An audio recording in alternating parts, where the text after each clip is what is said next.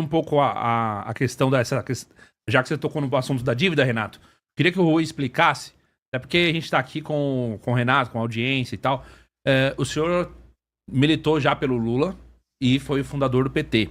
Eu queria entender se o senhor concorda com uma das coisas que o Aldo Rebelo me disse, por exemplo. O Lula de hoje, em 2026, não é o mesmo Lula que o senhor conheceu. Não. Inclusive pelas posições que o PT anda tomando, as posições como taxa de juros, a autonomia do Banco Central, pagar juros para rentista e assim por diante. Não, acho que é uma avaliação equivocada. O Lula sempre foi o que ele é hoje. Sempre foi?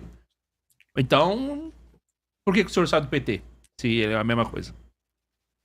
Nós não saímos do PT voluntariamente, nós fomos expulsos por divergência com a direção do PT, que era encabeçada pelo próprio Lula.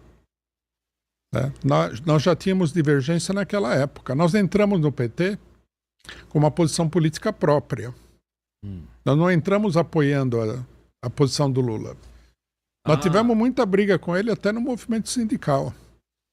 Nós tivemos briga com ele no ABC. Nós atuávamos no ABC quando teve as greves de 78, 79 e 80, e nós tivemos muita briga. Mas, pelo que o senhor está dizendo, então, vocês nunca concordaram, mas o Lula, naquela época, ele era de direita ou de esquerda? Só para esclarecer. O Lula, ele começou a trajetória dele como sendo de direita.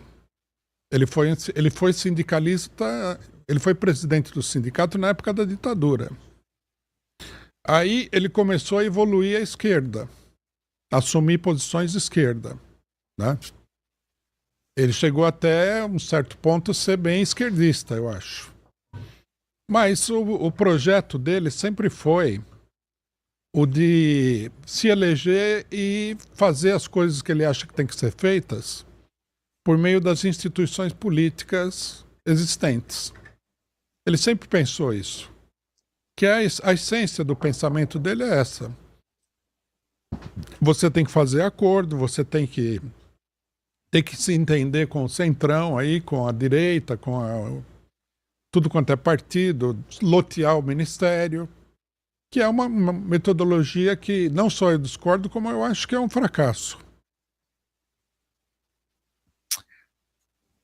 Eu acho que é uma metodologia fracassada, porque, veja bem, a minha principal crítica ao PT não é a que a maioria das pessoas aponta. A minha principal crítica é o seguinte: nós tivemos aí 1/4 de século de PT. Quer dizer, já deu para ver o que o PT é capaz de fazer e o que ele não é capaz de fazer. Né? É muito tempo. De 2002 até hoje, nós tivemos o governo Bolsonaro e um meio governo do Temer. O que mudou no Brasil? Né? Vou dar um exemplo só que eu acho que esclarece bem a situação. Quando o Lula entrou, ele fez o programa do Bolsa Família. Um programa necessário que a gente apoiou na época. Apesar de que eu achava que era muito pouco dinheiro que eles estavam dando para o pessoal. Mas o programa em si era um bom programa. Bom, naquela época, 1/4 da população brasileira entrou no programa. O pessoal estava morrendo de fome depois do governo FHC. E hoje, 24 anos depois, nós temos o mesmo 50 milhões de pessoas no Bolsa Família. Esse último governo foi o único que diminuiu o número de beneficiários, não é isso? Lula já cortou aí nesses últimos 2 anos, mais de 1 milhão de beneficiários, não é isso? Cortou. Mas mesmo assim, basicamente é o mesmo número de pessoas do começo do programa. Quer dizer, a situação do país não avançou 1 milímetro, nada. Quer dizer, não vai mudar o Brasil assim. Com o aumento de beneficiários do INSS, não é isso? Ah, sim. Os beneficiários do INSS, de quando o Lula tomou posse em 2002, agora, meu irmão, exponencial, né? Não, eu, por exemplo, eu não acusaria o Lula de não querer fazer alguma coisa pelo Brasil, não é isso. Eu acuso ele de que o método que ele tem, a política dele, que é a política do acordo, da negociação dentro das instituições, não leva a lugar nenhum. Não leva ao poder, ele é o poder, não é isso? Aí Exatamente. Tem muita gente que se beneficia individualmente O disso, JBS, o pessoal do JBS leva, não é isso?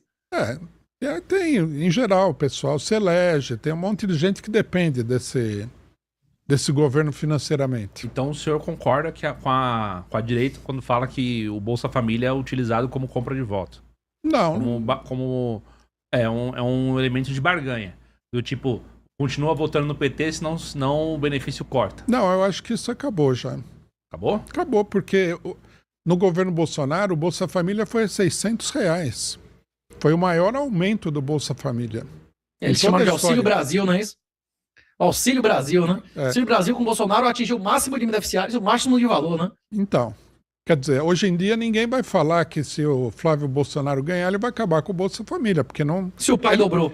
Ele pode até acabar, eu não sei, eu não estou na cabeça dele, mas Aham. não haveria motivo para achar que só o Lula defende o Bolsa Família.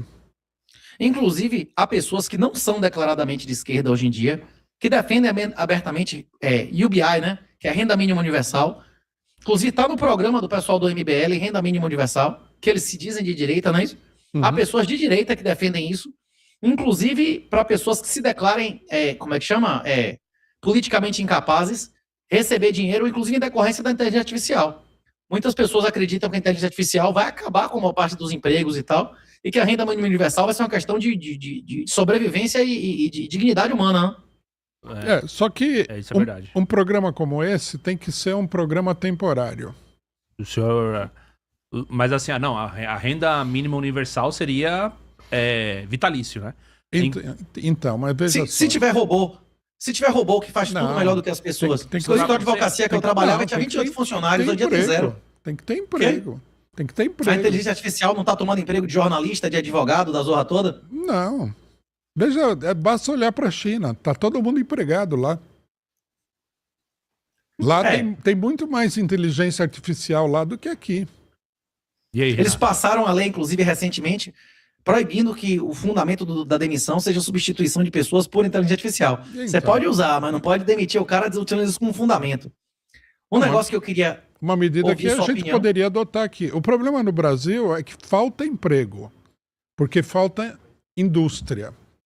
Porque falta economia. A economia brasileira ela tem andado para trás. Nos últimos 40 anos, o Brasil perdeu 1/3 da sua indústria. É uma tragédia nacional. A desindustrialização é um processo uniforme até nos países ricos. A questão é que no Brasil não só caiu a indústria, como caiu a riqueza em geral, né? Porque a maioria das sociedades, a Europa e tudo mais, também perdeu a indústria, mas ganhou muito mais em turismo, serviços, não é isso? É uma tendência no mundo inteiro, né? Então, mas uma coisa são os países imperialistas, os países metropolitanos, porque eles dominam o mercado financeiro internacional. Isso daí E permite. máfias como patentes, não é isso? Máfias como Exatamente. patentes. Eles monopolizam a economia. Clique no link da bio para suplementos de qualidade e barato.